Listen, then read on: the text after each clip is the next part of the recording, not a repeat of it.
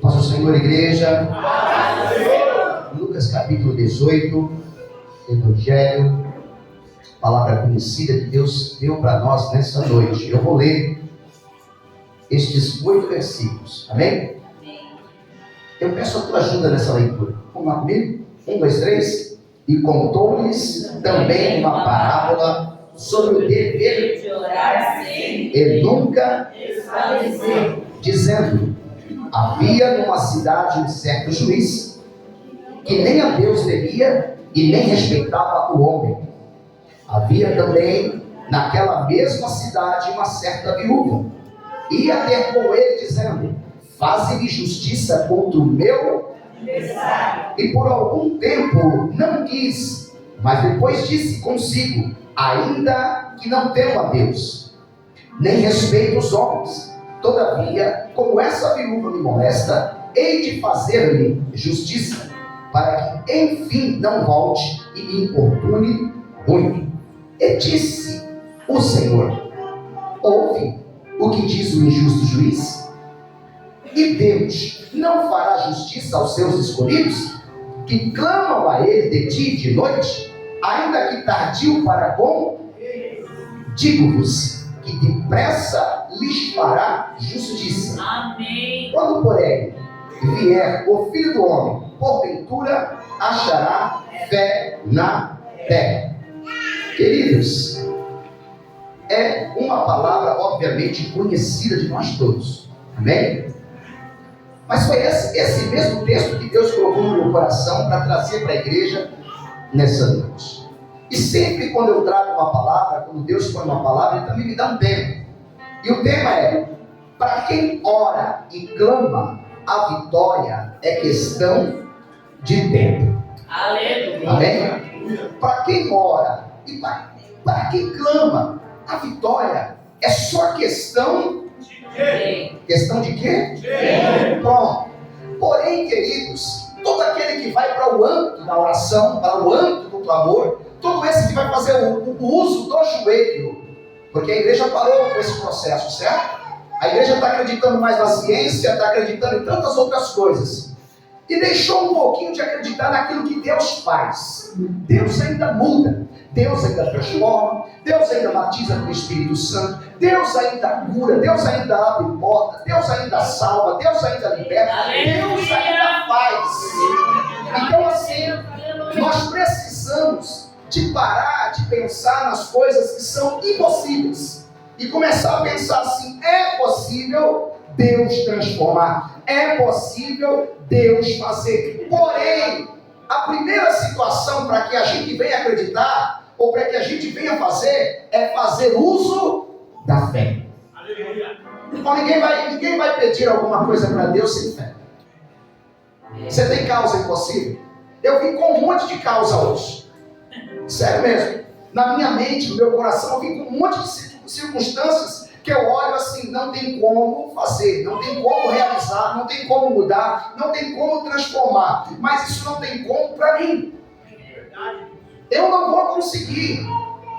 Mas eu preciso ter fé. Olha o que diz Hebreus 11:6. Sem fé é impossível agradar a Deus, pois quem dele se aproxima precisa crer que ele existe e que recompensa aquele que o busca. Queridos, sem fé é impossível agradar a Deus. E essa fé, ela me leva a crer que ele existe. Eu preciso primeiro acreditar que ele existe. E quando esse versículo foi arremetido à minha mente, irmãos, hoje à tarde, eu dei uma saidinha para fora, olhei para as nuvens, comecei a pensar na criação, comecei a pensar nessas coisas. Irmãos, é impossível não acreditar que Deus existe. Ou que ele não existe. Por que o homem da cidade ele tem facilidade de não acreditar? Sabe por quê? Porque ele olha para as coisas que o homem criou. Ele vai para Paulista, irmãos, ele olha para o MASP, ele vai para Paulista, ele olha para um prédio, ele fala: nossa, um andar. Você já subiu num prédio alto? Você fala: nossa, que arquitetura, que coisa linda. Quem é que criou? O homem. Mas o homem do campo, quando ele está passando no campo, queridos, ele vê um passarinho colorido, cantando lindo. Ele vê ali um animal, ele vê uma cachoeira, ele vê ali um vestido de noiva naquela cachoeira linda. Ele olha para aquilo e vai falar assim: só pode ser Deus que criou aquilo, sim ou não? É Deus que criou. Então, quando eu preciso orar, quando eu preciso clamar, a primeira coisa que eu tenho que ter no meu coração, diga comigo, é fé. Que Ele existe, que Ele é poderoso para resolver qualquer situação. Olha o que a Bíblia diz ainda, irmãos, Marcos 9:23. Se podes crer, disse Jesus, tudo é possível ao que? O versículo de Lucas capítulo 1, versículo 37, irmãos, que a pastora se converteu, e eu também, está escrito assim, ó: pois nada é impossível. Irmãos, quando eu me converti, quando eu levantei a mão, foi com esse versículo: nada é impossível, nada é impossível. Eu olhando, será que é possível parar de beber? Será que é possível parar de fumar? Será que é possível parar de ir para a noite? Será que é possível gostar desse negócio aqui? Será que é possível ficar aqui olhando para a cara desses crentes, tudo careta e quadrado? Será que é possível andar na igreja? Será que é possível dar glória igual aquela irmã, igual aquele irmão? Será que é possível? Então o versículo dizia: para Deus nada é impossível. Levanta a mão e dê uma glória para Ele. A Bíblia diz, irmãos, em João 18:27, ou melhor, Lucas 18:27, que Jesus respondeu: o que é impossível para o homem é possível para Deus. É possível para Deus. Eu quero só aguçar a tua fé, porque daqui a pouco a gente vai fazer um clamor. Se você for clamar daqui a pouco e não acreditar que é possível ser feito, irmãos, nada vai acontecer. Então, se a tua fé e a minha fé estiver ligada em Deus, o que a gente pedir vai acontecer. Sim. Porque para Deus não tem nada impossível. Veja bem, o passado diz assim, Gênesis 18:14. Uma mulher de 90 anos recebe a mensagem de um anjo dizendo: você vai ter um filho. Essa mulher deu risada, porque uma mulher de 90 anos não pode ter filho. Mas a resposta foi: haveria alguma coisa impossível para Deus? Existe, irmãos? Não.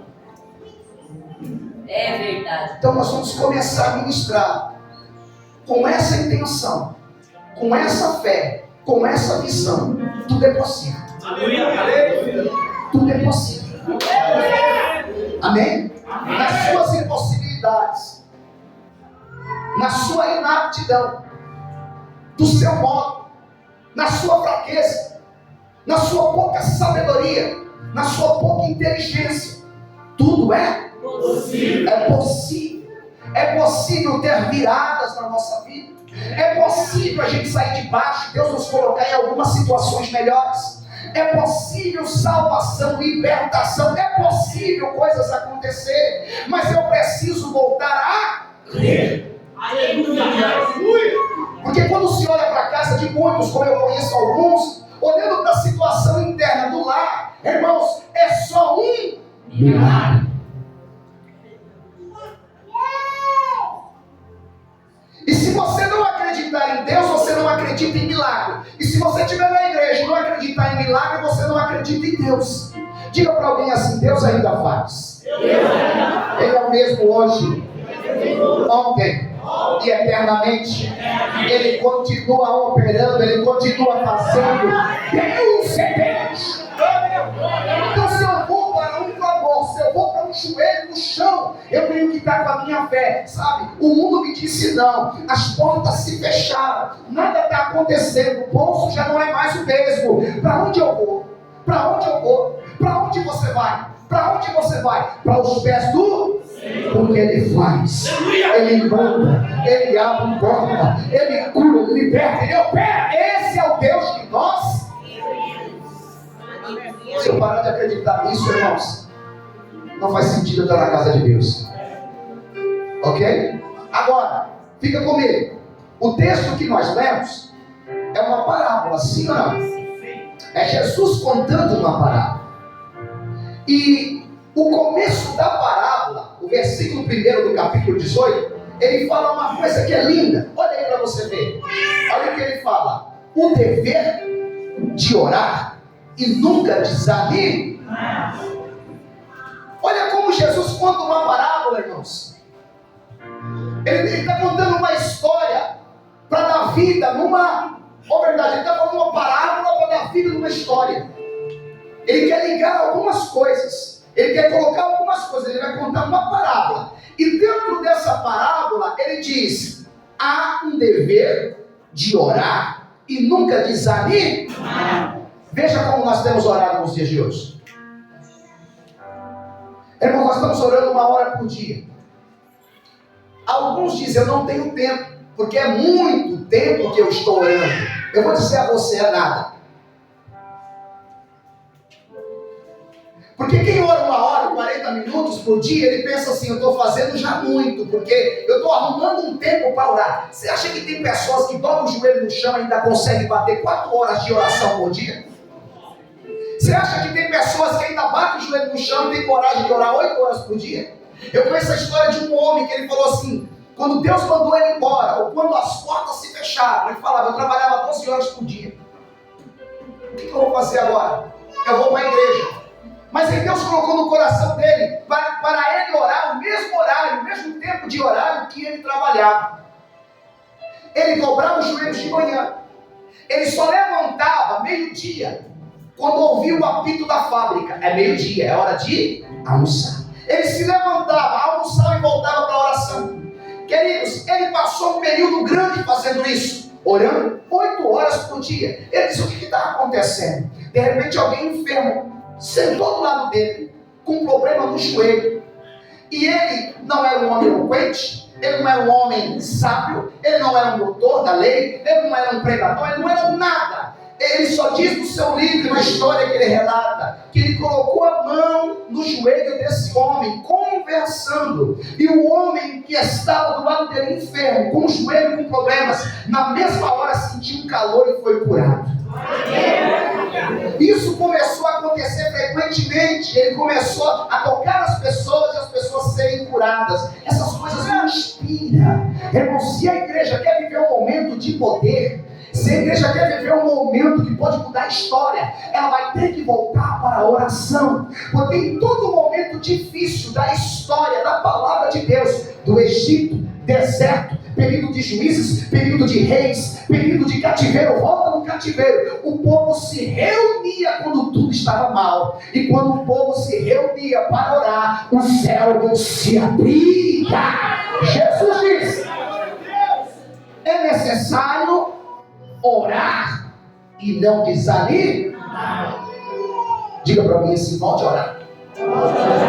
É tempo de orar. É tempo de buscar.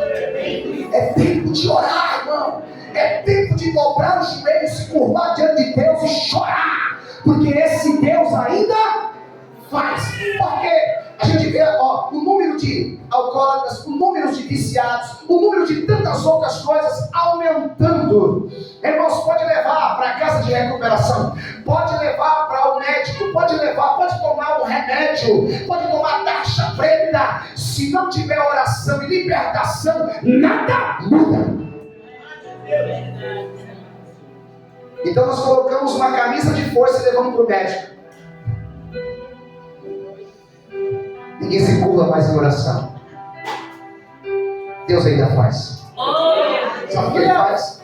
Porque Jesus disse: há um dever. Diga comigo: dever. Aponta um dedo para alguém e fala: é dever. É uma dívida.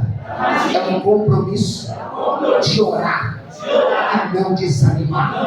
Agora seja profeta e fala para ele: você está orando? Não mente não, hein? Jesus está vendo. Vamos para cá rápido. Jesus disse que tem o dever de orar e nunca desanimar, amém? Aí ele continua desenrolando a parábola e ele fala de 2 personagens nessa parábola. A primeira personagem é o juiz, a segunda personagem é a viúva. E esse juiz é um juiz iníquo, amém? É um juiz que o caráter dele era corrompido. É um juiz que não falava a verdade, não amava a verdade. Olha o princípio dele. Primeiro, a essência da parábola que Jesus está contando desse juiz, a essência dele era ruim. Imagina um homem ruim, um homem sem caráter, um homem que não amava a verdade. Esse é o juiz iníquo. Agora, quem é esse homem? Ele está na Suprema Corte. Quem é esse homem? É o homem que julga a causa. É o homem que bate o martelo. Esse homem que bate o martelo, ele não pode ser parcial. Ele tem que ser imparcial. Ele tem que optar pela verdade, por aquilo que é. Agora imagina, esse homem, a essência dele é ruim. Segundo, ele não temia Deus e não respeitava o próximo. É o texto. Olha que coisa ruim, irmãos. Olha o que Jesus arruma numa parábola. Ele só pode colocar uma pessoa como essa para dizer assim: quem é que ele representa? Ele representa alguma coisa que é impossível. Porque o juiz é alguém que vai te beneficiar, sim ou não? Aí a minha causa está na mão de quem? Do juiz. Logo, logo vai sair em nome de Jesus. Mas esse juiz que Jesus está falando é o juiz que não vai analisar a causa de ninguém. É o juiz que não vai aprovar ninguém. É o juiz que não importa o que a pessoa faça, não importa o que a pessoa seja, não importa se ela é boa, se ela é ruim, se ele faz o bem, se ele está correto na situação, ele não vai aprovar. Porque a essência dele é ruim. Segundo, ele não teme a Deus. Então não adianta dizer assim: eu sou crente, aleluia, e o juiz vai me abençoar. Não, esse juiz não tem nada a ver com Deus. E esse juiz não gosta de gente. Olha o que Jesus coloca, irmãos. Olha a parábola e o caráter desse tipo de juiz. Agora, esse juiz demonstrado na parábola de Jesus tinha que ser assim ou até pior. Sabe por quê? Porque Jesus está falando de uma causa impossível. E está falando de uma mulher que não desiste. Aleluia. Está falando de fé. Porque essa parábola não precisava ser a parábola do juiz iníquo. Podia ser a parábola da viúva que é persistente. Podia ser a parábola da mulher que não desiste. Daquela que acredita, daquela que vai até o fim, daquela que não tem barreiras, daquela que não vê muralhas, daquela que acredita na bênção independente do momento difícil, daquela que o mundo diz não, que as impossibilidades de não diz não, mas ela diz: eu creio, eu creio, eu creio, eu continuo, eu acredito. Então esse juiz representa tudo fechado para qualquer um de nós. Vamos transportar para nós? Tudo fechado para nós. Porta, salvação. Aqueles que você ama talvez não estão na casa que você quer, não estão servindo a Deus como você quer.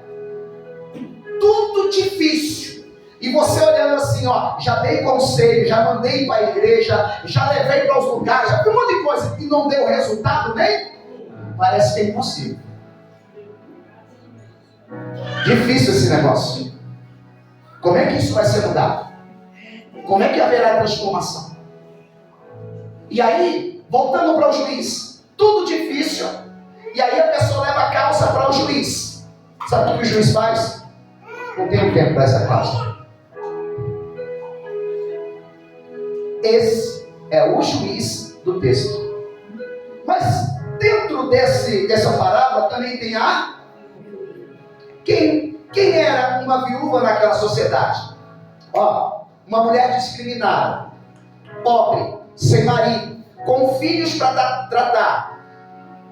Aos olhos das autoridades eclesiásticas, uma amaldiçoada. Ó, a mulher não tinha vez lá fora, porque quando ela passava lá fora, alguém dizia ali: não tem marido, pobre, não pode trabalhar, porque a mulher conquistou o direito de trabalhar agora há pouco tempo. Sim ou não?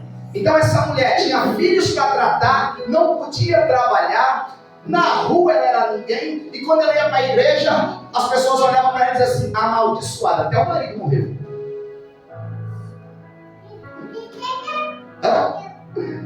Quem era essa viúva? Obviamente alguém que precisava, sim ou não? Sim.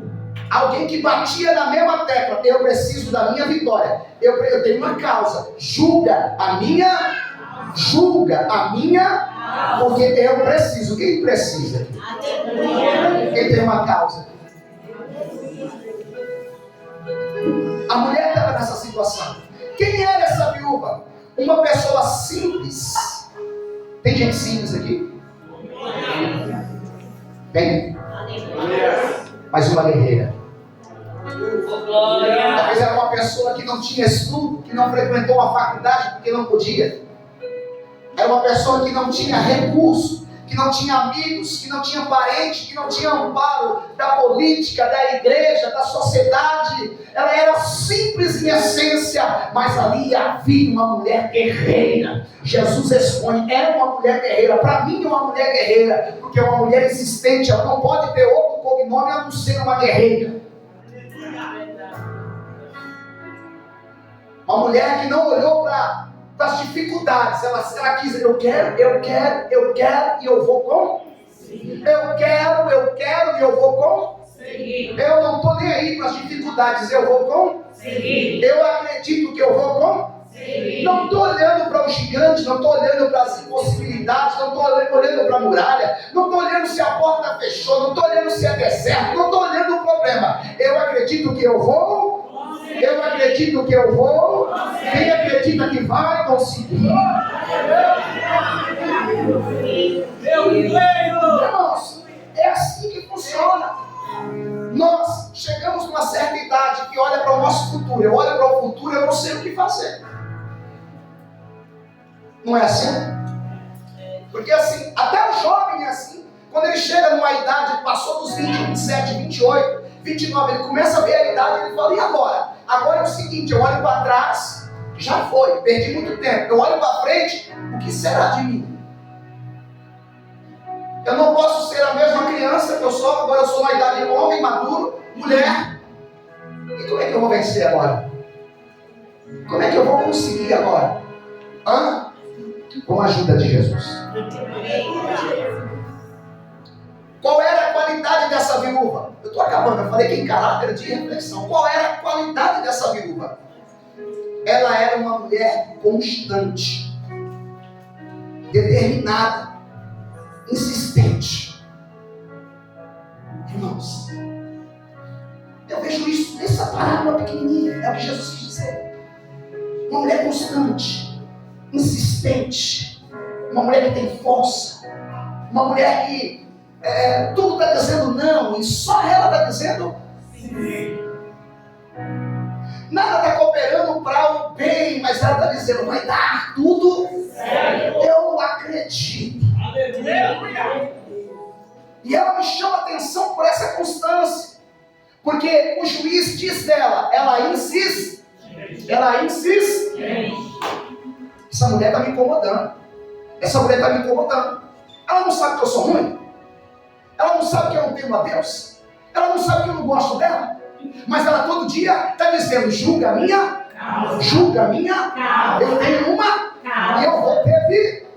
Olha para a minha causa. Levanta a tua mão, diga para Deus, Senhor, olha para a minha causa.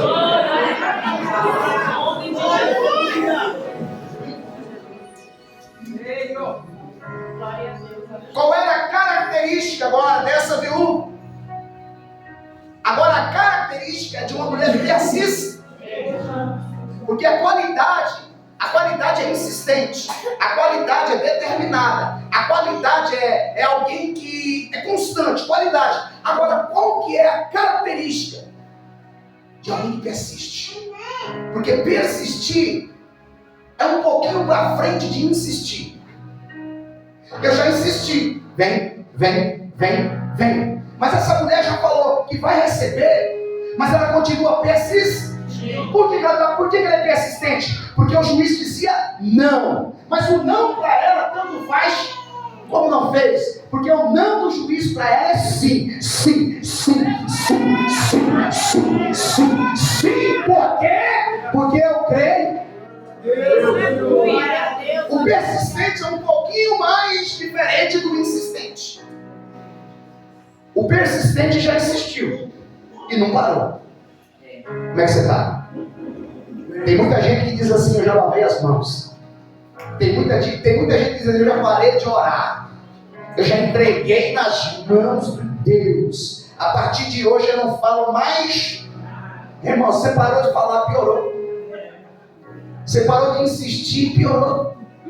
Você parou de ser. Porque assim, Você é um chato, mas você é um parâmetro para que essa pessoa para. Você é um parâmetro que coloca uma placa nessa pessoa, stop. Aí a minha mãe, nossa. Meu pai, nossa. Meu Deus.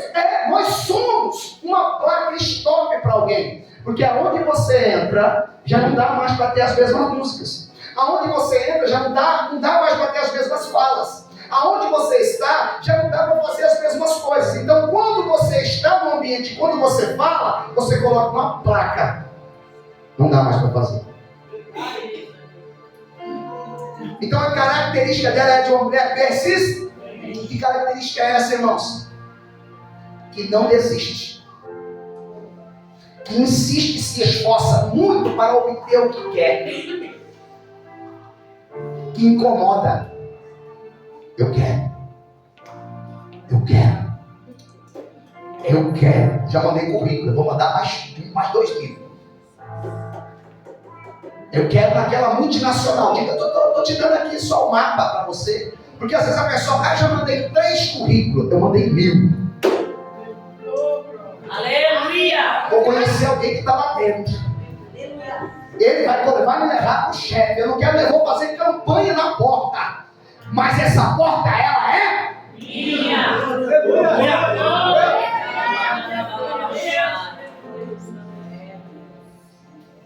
Incomoda, irmãos. Incomoda. Senhor, tu disse que se eu cresce, como está escrito, levanta a mão. Toda a minha família seria salva.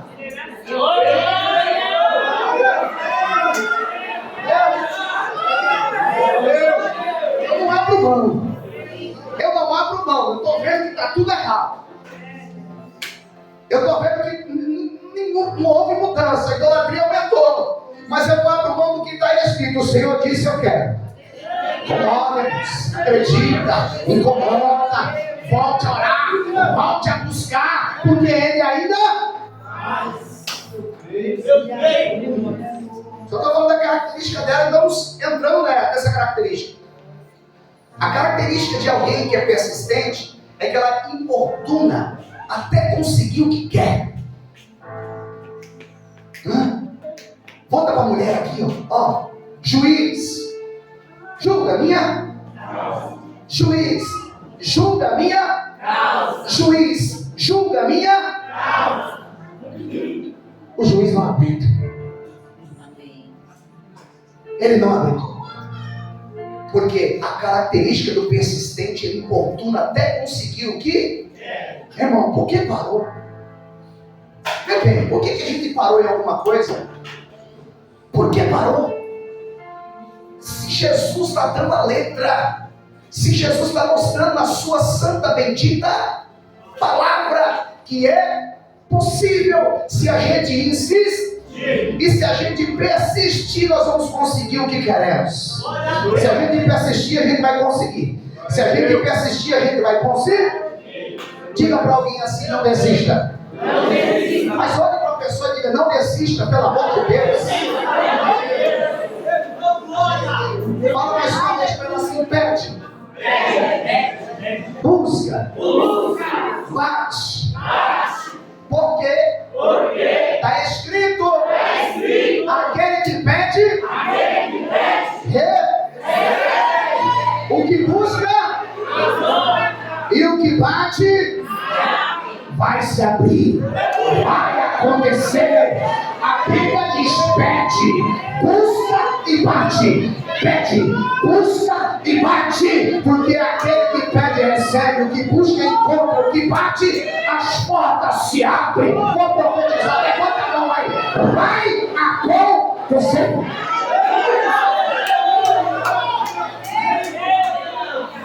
Finalize. Olha o que o juiz falou da mulher na parábola. Vou lhe fazer justiça, para que não volte a me importunar. Não aguentei.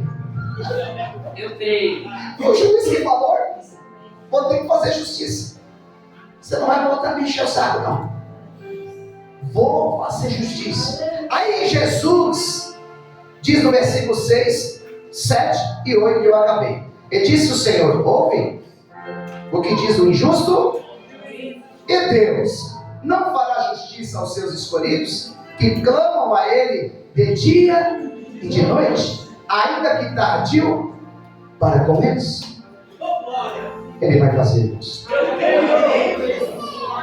Ele vai. Se você insistir, Glória a Deus, Senhor. se você persistir, se você continuar, Ele vai fazer. Amém? Glória a Deus. Eu finalizo dizendo aqui uma frase para todos nós, ou para você que está aqui, para você que vai ouvir depois. Não desista, tá bom? Escute o que eu vou dizer aqui. Você é mais forte do que pensa. Tá bom? Tenha fé. Seja persistente, mesmo parecendo que não está tendo resposta. Pois aquele que ouve e vê o seu choro está te assistindo. E no momento certo, vai te dar a vitória. E você não espera. Amém?